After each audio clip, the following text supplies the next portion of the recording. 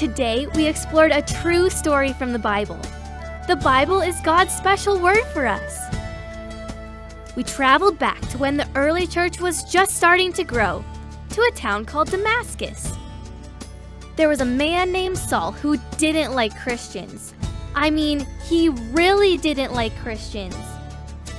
Saul was kind of a big bully when it came to Christians. In fact, he wanted to arrest any Christians he found and put them in chains. A lot of Christians were afraid of Saul.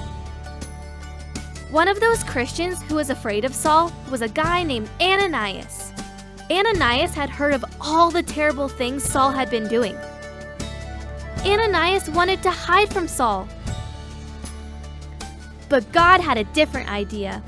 You can read all about it in the book of Acts, chapter 9. God told Ananias to go to Straight Street, where Saul was staying, and lay his hands on him so Saul could see again.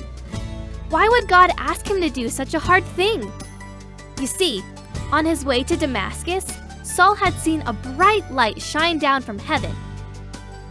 And he heard a voice saying, "Saul, Saul, why are you persecuting me?" It was Jesus talking. Jesus told Saul to go to Damascus and wait.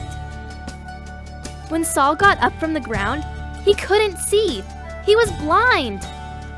His friends led him to the city, where Saul waited and prayed to God. Meanwhile, Ananias was trying to decide whether to obey God and go help Saul.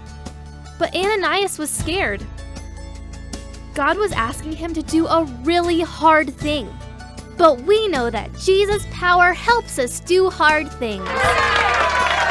So Ananias went to Saul and laid hands on him. Instantly, Saul could see again. Jesus' power helps us do hard things.